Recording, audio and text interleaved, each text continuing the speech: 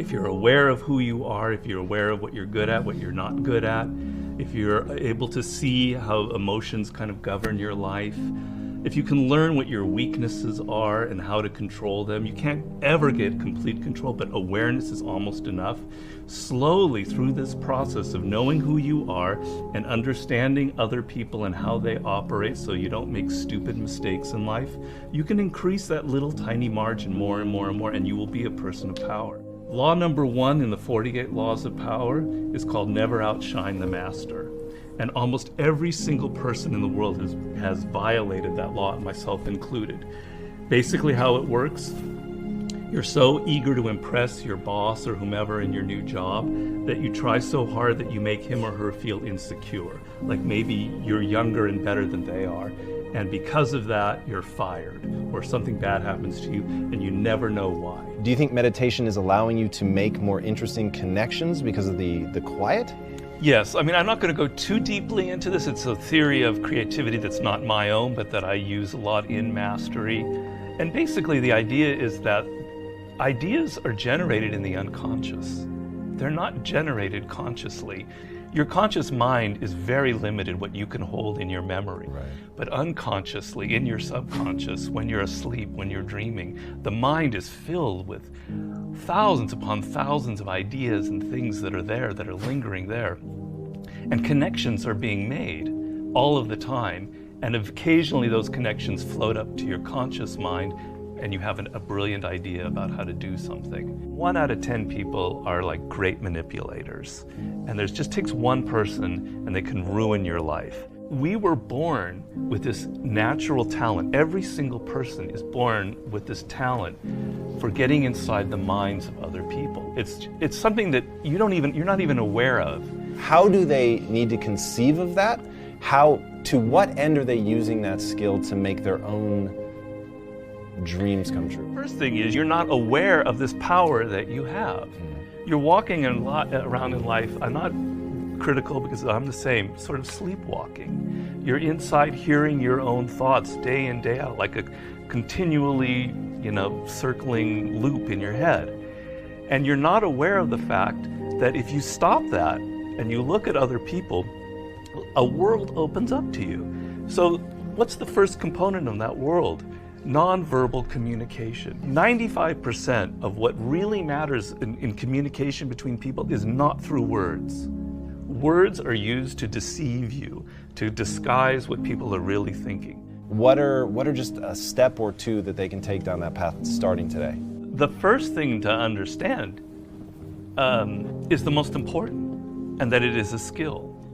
If you want to play the piano, you can't just sit down and suddenly play. You've got to practice it. You've got to practice it every day. And if you practice an hour a day, you're going to get better at it. Why are children able to learn and an adult can't? The reason is children don't think that they're superior. They don't think that they already understand the world. They're this small. They're weak. They're defenseless. They have to learn or they're going to die. They have to learn how to speak the language. They have to learn what's going on with their parents, or they're literally going to die. Do you have tricks that you use for ensuring that genius does not become a young man's game, that your books truly get better and better over time? Basically, every time I begin a book, I'm deathly afraid of failing. I feel like, it's not going to sell as well as the last book. I'm losing it. I got to go back to square one. Each project, each thing that you do in life, you have to kind of create that feeling in the gut like, I don't know if I'm going to be able to pull it off. I don't know if I can go 12 rounds with Floyd Mayweather this time. I don't know it. The secret really to success in life, I have to say, is retaining, I talk about this in Mastery, is retaining your childlike qualities. If you're completely a child, that's not going to work. Negative capability is rule number 1 for being a creative person. And if you don't follow anything else in Mastery, that would be enough. The ability to keep 2 ideas that contradict each other in your mind without feeling uncomfortable, without having to come to a conclusion. You can think about something without rushing to judgment and conclusion. You can be in the moment. You can say, well, it could be this, it could be that, it could be that. And you don't have to decide whether it's A, B, or C. You're open to adopting 3 or 4 different viewpoints. If you love music, don't quit your job and play guitar. Like, you're gonna have a hard time feeding your family. But you have advice for them. What is that advice? Yeah, but people say, live your passion. So these are cliches, and nobody changes their life based on a cliche. You've got to do hard work, and to do hard work, you have to have a roadmap. Somebody has to show you step to get there. Working for yourself, starting your own company, doing what you love should be everybody's goal. The process begins by first knowing what you really love. And believe me, I do a lot of consulting. A lot of people have no self-awareness. They don't even really know what it is that they were meant to do in life. They loved music when they were a kid, but then they got into law or whatever because of their parents, and then they don't know who they are anymore. Well, do I really like music? You got to go through that process first of figuring out what it is that really connects to you in a deep, visceral way, what you loved when you were a kid, what still excites you.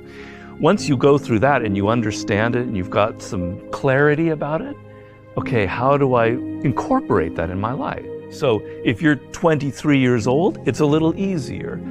I love music, but I'm not a musician because I've not been practicing, and I just love music.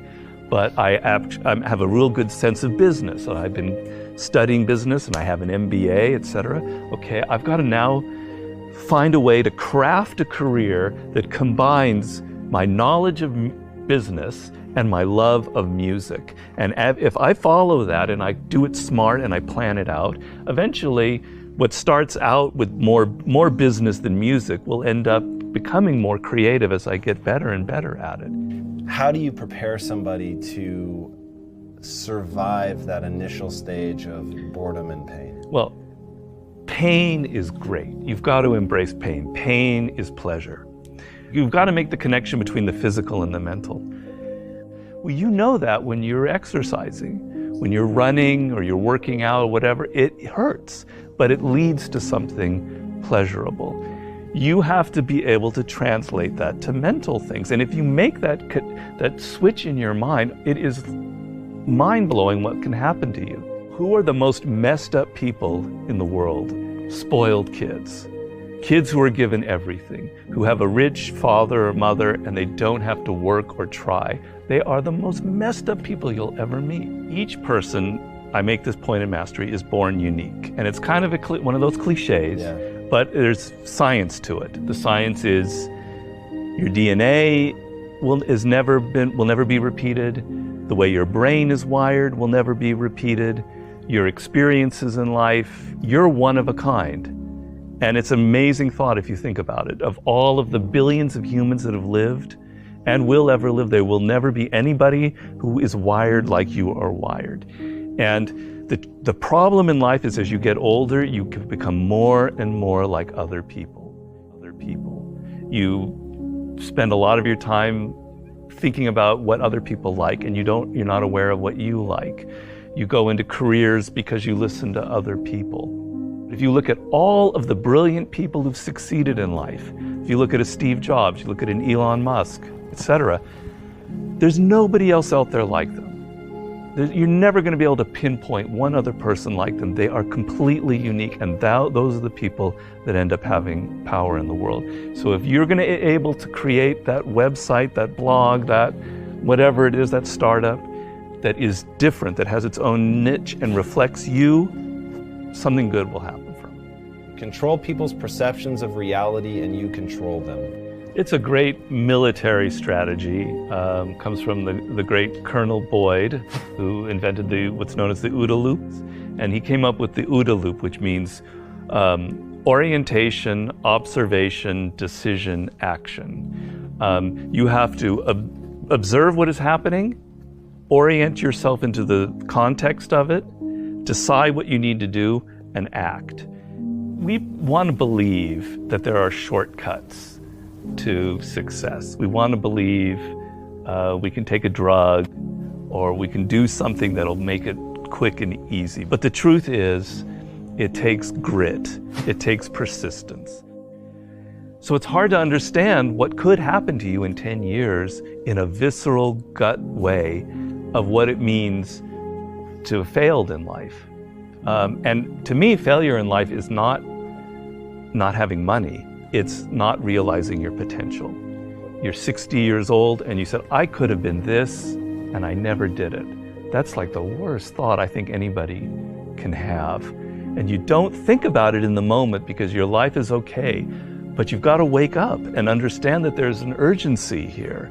And that if you're not practicing something now, if you're not aware, if you don't have a path towards something better, you're rotting on the vine, and that day of reckoning will come at some point, and it will be painful. You're not going to feel it suddenly, it'll be slow, but it'll come and it won't be good. Just being aware that you now have a plan is enough to lift you out of that depression. Okay, I'm working at Burger King, but I know I'm going to get to this community college and get a degree here after I save enough money.